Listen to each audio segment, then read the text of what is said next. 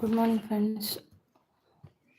Today it is Sunday, 22nd March. I'm here thinking of reading out this one beautiful book or one important book that has inspired me because it is the title of the book.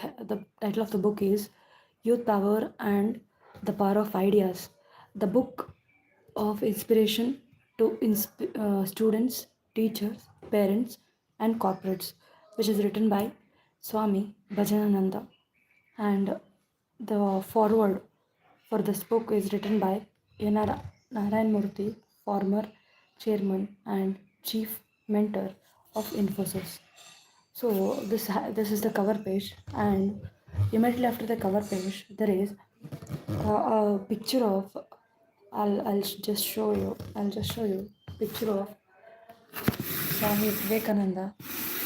This is the book cover I was talking about, and this is the first most left page, which has the content. It is thought which is propelling force in us. Fill the mind with the highest thoughts, hear them day after day, think them month after month, is a saying by Swami Vivekananda. So, as I know, it is directly giving a message that we should have to propel us something which we need. We have to propel that thought in our mind, so it will make our mind to be filled with so many multiple higher thoughts, and we have to hear them day after day, and we have to go on thinking about them month after month, is the total say by Swami Vivekananda. So next one here is youth and power of ideas. So this book is a real book of inspiration to students, teachers, parents, and corporates. Swami, written by Swami Bhajanananda. Forward was given by Sri N.R. Narayan Murthy, former chairman and chief mentor of Infosys. The book has been published by Sri Ramakrishna Vidyalaya, Mysore. So, coming to the first front page, the forward written by N.R. Narayan Murthy sir, which says India is a land of grand spiritual history, of people who always took pride in doing their karma, that is duty, with dedication in upholding the inclusive dharma, Sanatana Dharma. Sri Adi Shankaracharya had said, do your karma to purify your mind. It is essential to do one's karma in accordance with dharma. To me, dharma is collection of values and ethics that guides one's thoughts and help a person to create meaningful impact on self and society. However, understanding the essence of dharma is not an easy task. Any amount of knowledge of dharma is insufficient. Dharmasya tattvam nihitam guhyam. The truth of dharma is hidden in the heart of realized person is well known to us. While it is essential to know the importance of our dharma, it is practically impossible to get everyone to comprehend the subject. We need simple tools for communicating righteous thoughts and give our young people a chance to understand the lives and message of personalities like Swami Vivekananda. In the context, I see this book carry extremely relevant messages on morality and ethics, which youth of today can practice and attain the excellence in whatever they choose to do. While while the overarching theme of the book is power of knowledge, the book can be divided into four sections. The first section of the book sets the context by providing perspective on youth of today and how they must be energized to handle large roles by the way of yoga and self realization. The second section elaborates the thought of Swami Vivekananda and Sri Ramakrishna Paramahamsa. The third section is about importance of knowledge and how this knowledge must be channelized for the betterment of society. The fourth section, the book goes deeper in making the reader understand the significance of truth and concludes with the insights on what it takes to attain one's career goals. The book has several inspiring quotes of Swami Vivekananda, whose thoughts transcend time and place. In fact, there is a dedicated chapter that is suitably titled Swami Vivekananda, a universal icon for youth. This chapter provides fine guide to concept of self-knowledge and importance of this knowledge to solve several problems we encounter in our daily lives. The chapter also captures Swami Vivekananda's views on pluralism and giving importance to religions. He said, "No man is born to any religion, he has a religion in his soul." In other chapter, Swamiji presents the case of using knowledge to solve the most pressing problem of our nation, eradication of poverty. Swamiji aptly notes if knowledge is the basis of Western prosperity, ignorance is the root cause of India's poverty. I agree that knowledge alone can eradicate poverty and make India a better place. Solving India's poverty will make a significant impact globally as India accounts for majority of global poor. There is a direct relationship between poverty level of the country and its knowledge level, measured in the terms of literacy rate as well as eradication level ratios. Going through this book, one gets to know how to confront real world's day to day issues in a balanced, righteous, and self knowledge driven manner. For example, Swamiji mentions when we succeed, truth trumps, not we. When we fail, not truth. I find this book very refreshing and packed with simple but powerful thoughts on dharma. One feels knowledgeable, proud, inspired, confident on reading this book. The book is highly appropriate to the current times for everyone, particularly students, teachers, and working professionals. I thank Sri Ramakrishna Vidyalaya for providing me opportunity and privilege of writing this forward. Were the words given by Sri N.R. Narayan Murthy, former chairman and chief mentor, Infosys Limited, Bangalore. Here are some introductory notes given by Swami Muktidananda. I'll just go to the context of the book contents. So, what the chapter 1 has is the contents are the youth in the transition in the 21st century. The contents are as follows: Young India, modern life, preparations, knowledge, training, change of outlook of life, problem of evils, five global trends, knowledge society, drawbacks of education in modern India. So, as this index goes on, I'll go to first important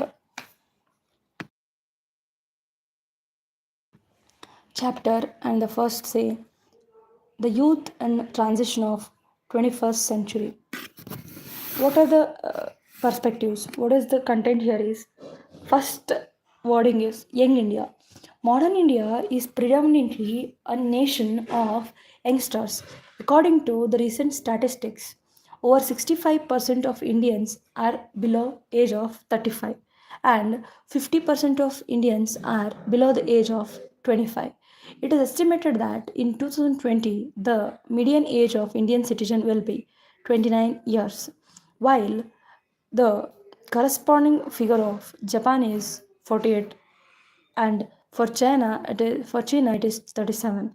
This youthfulness of nation can be seen wherever you go in India. Everywhere, most of the people you meet, that is doctors, engineers, scientists, business executives, teachers, administrative officers, salesmen, are young.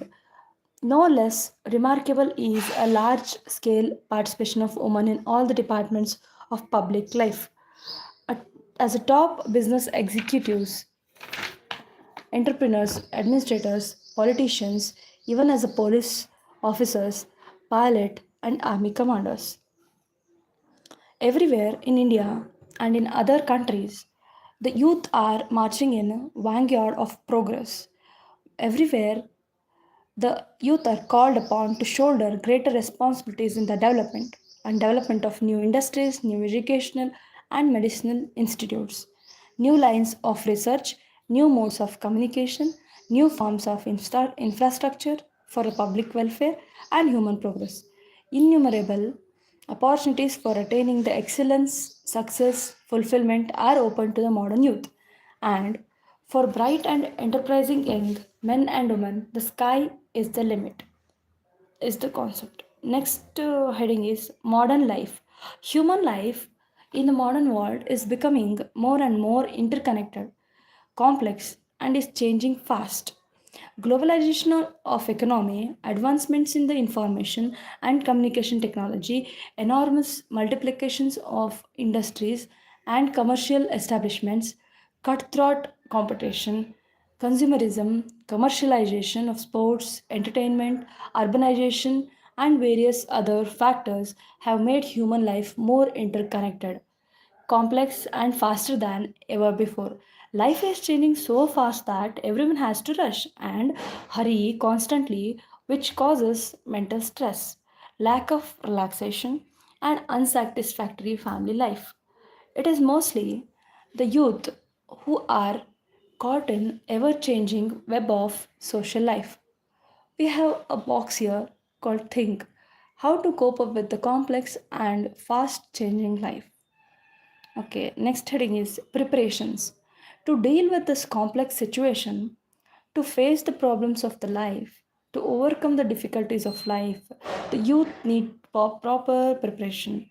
This preparation involves three processes: knowledge, training, change of outlook on life. First concept is knowledge. To cope up with the complex situations in life, we need two kinds of knowledge. One is objective knowledge and another is subjective knowledge. By objective knowledge, it is knowledge of external world, physical world, as well as social world. Knowledge of external world is rapidly changing. In fact, there is a knowledge explosion going on. As a result, doctors and technicians, therapists, teachers, and other professionals have constantly updated their knowledge. Otherwise, they would not be able to function effectively. But mere objective knowledge is not enough to cope up with complex problems in life. We need to have subjective knowledge. Also, subjective knowledge is of two kinds. Lower self knowledge, this means knowledge of working of mind. Knowledge of working of mind means how thoughts arise, how desires and impulses arise, how we driven by our thoughts, how we control our thoughts, how willpower operates, and so on. Knowledge of these mental processes enables us to lead a pure life and utilize our mental powers to achieve success in our work. Second knowledge is higher self knowledge. This means a knowledge of our true nature. Our true nature is neither body nor mind, but the Atman. The Atman is inner light. Atman is a part of Supreme Self or Paramatman, known as God. This means our real nature is divine. Hence, according to the Swami Vivekananda, all the knowledge, joy, power, love, and glory we seek outside are inherent in our Atma. But owing to the ignorance, we are not aware of this fact. Therefore, Swamiji stated, each soul is potentially divine. Realization of our true divine nature is what is meant by higher self knowledge. Think it over is the box here. Can the quest for lower knowledge eventually lead to one to aspire for higher knowledge? Let's see in upcoming things. How to get this higher self knowledge? There are certain special there are certain special Methods. There are certain special methods by which we can gain higher self knowledge. These methods are called yogas. There are four main yogas. Swami Vivekananda has written four yogas on this four book on these four yogas. Many of our problems in outer life are caused by ignorance of one's true nature. The knowledge is not something we can acquire from outside. It is already within us. We have to unveil or unfold it. Training. The second preparation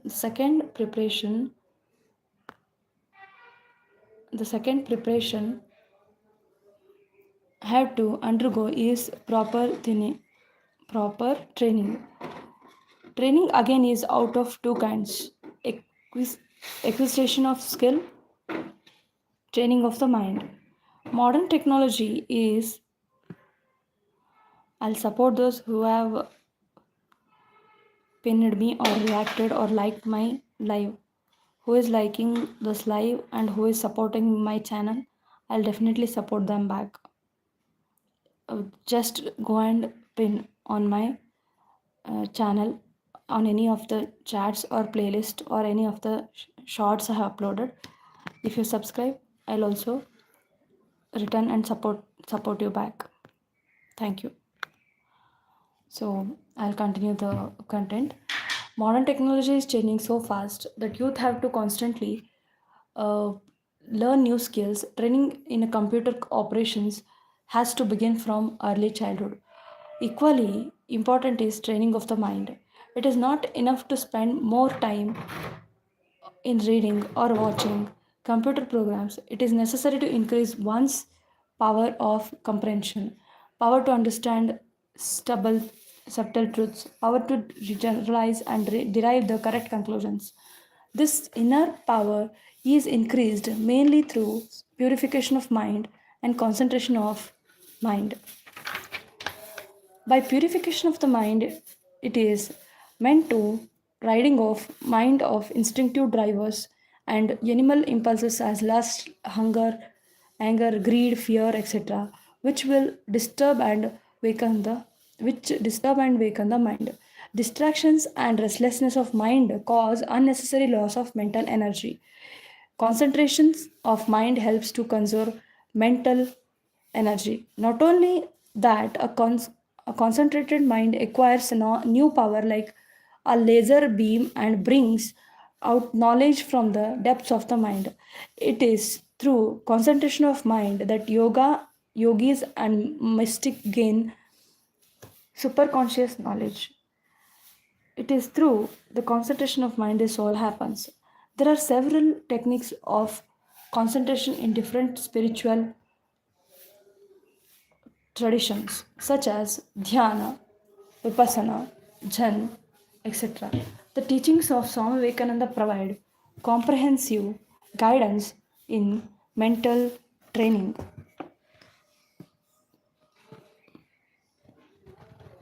Change of outlook on life. How this works? Let's see. Acquisition of knowledge and training alone are not enough to deal with the problems of modern world. There should come a basic change in one's outlook on life. In the modern world, people belonging to different castes, religions, races have to work together. So also men and women have to work together. In such a traditional, old ideas of caste, religions, and racial prejudices, sensuality, and selfishness have no place. Change in outlook has two aspects: moral and spiritual. What is morality? Morality, the popular understanding of morality is to live in tune with the laws of country, social conventions, and religious codes of conduct. Who is watching and supporting my live and channel, I'll support them back for sure. Swami Vivekananda has given a more universal concept of morality. The only definition that can be given of morality is this, that is, which is selfish is immoral and which is unselfish is moral. A selfish man is immoral because he looks upon great others as a means of attainment of his own goals and enjoyments. An unselfish man looks upon unselfish man looks upon other people as ends in themselves. He strives for their welfare and happiness. Therefore, he is truly moral. The second change needed in outlook or attitude is spiritual. The spiritual outlook is to regard one's real nature as a spirit, not as body or mind, and also see the supreme spirit in all the people. Spiritual outlook also implies that human life has, apart from attaining success in the world, a higher goal which is attainment of supreme knowledge, love, and peace. If the result of moral outlook is unselfishness, the result of spiritual outlook is love for all the people. Problem of evil. One of the major problems which evil every youth has to confront sooner or later in the life is problem of evil. Youth is a period when mind remains highly sensitive and is also there the period when people encounter the stark realities of the actual life. Many young people being reconciled to phenomena of evil with the omnipotent or benevolence of God become atheist or agnostic, agnostics. Evil is of two kinds.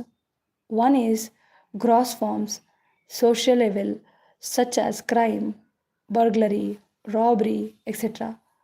Violence, ethics, rights, arson, terrorism, attack on women and children, immorality, corruption, and destruction of other forms of inhumanity.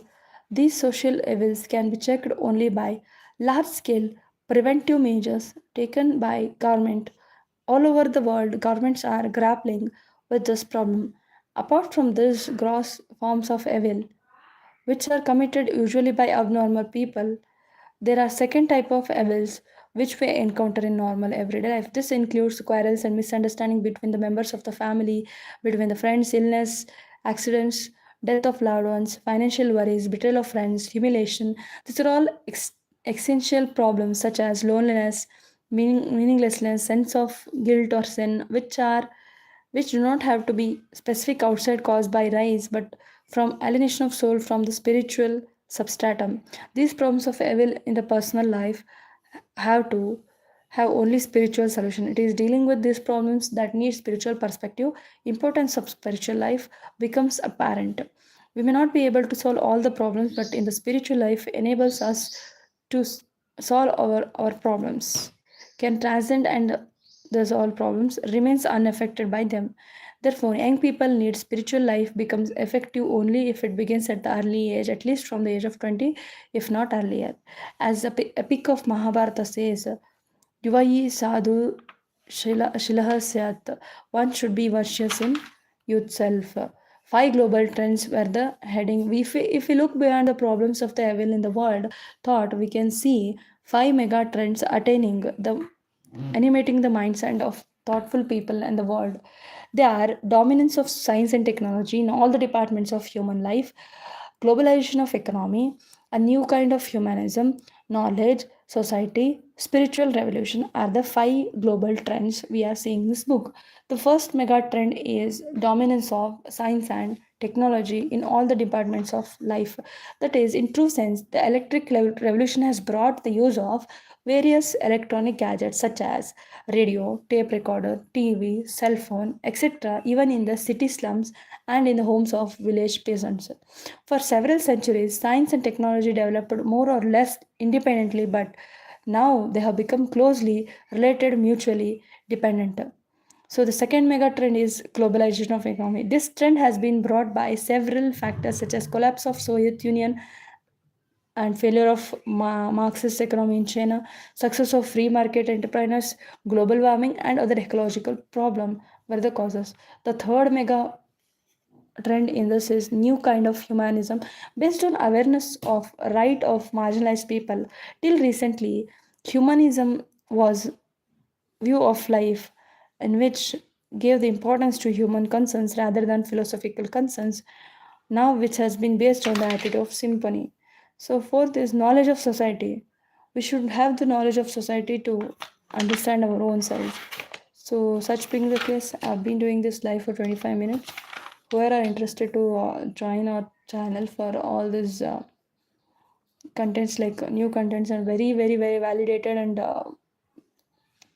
content of more importance is being presented in front of you. There are some headings here like drawbacks of education in modern India.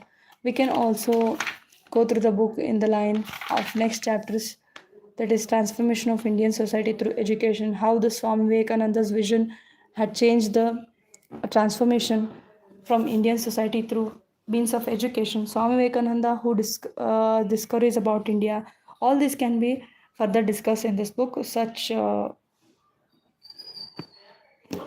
things we can see. Before Swami Vivekananda went to West in 1893, he spent nearly 5 years.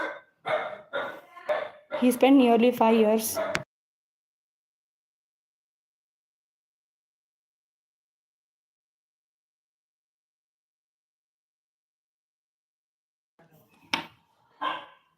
5 years traveling all before Swami Vivekananda went to West in 90. Who said hi? Yes, I can chat back, but I'm thinking hi for the one who said hi. Thanks for joining the live. Before Swami Vivekananda went to West in 1893, he spent nearly 5 years traveling all over India as wandering, that is, as a monk. In course of these wanderings, Swami Vivekananda made two important observations.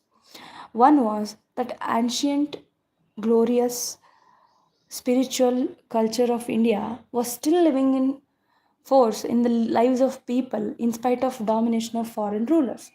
The second observation he made was, which affected him deeply and was utterly backward and pitiful condition of poor masses of India.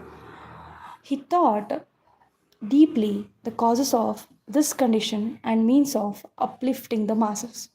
Swamiji understood that the main cause of poverty and backwardness of the masses was utter neglected by the upper classes and caste and denial of education to them. Swamiji also understood that the neglect of masses was one of the main causes of downfall in India. This was important discovery because in all those days social reformers were busy with widow marriage, abolition of idol worship, things like which were concerned with upper classes. Nobody bothered about poor masses. Swami Vivekananda, first Indian leader to speak for poor and downtrodden masses of India. So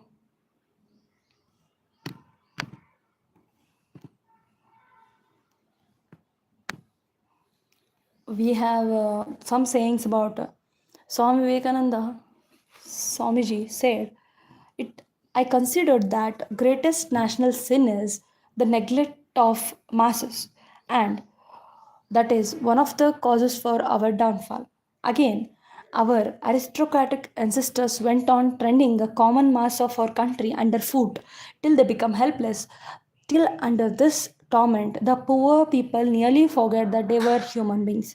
In another context, the chief cause of India's ruin has been the monopolizing of whole education and intelligence of the land by dint of pride and royalty among the handful of men, a glimpse of socio-economic conditions in the world. 50 years before Swami Vivekananda made the above statements, Karl Marx had observed similar situation in Europe. Poor people had to sweat out the factories for long hours. Half clad, undernourished children were employed in the factories and they were often claimed to prevent them from running away. African slaves were employed as a farm laborers. Mark, Marx advocated revolution as a means of spending up social changes. By revolution, he meant a revolt of masses against all the forms of exploitation and capture of political power by violent means. Marx's idea of violent revolution was put into practice in Russia by Lenin and in China by Mao. Although revolutions produced some initial benefits, they were accompanied by the great deal of suffering, loss of freedom, suppression, and human soul. So, this was the ideology in the favor of free market trade in the economy and transformation of education. So, such we'll continue our next live soon. Get back to you. Thank you for watching. Good day.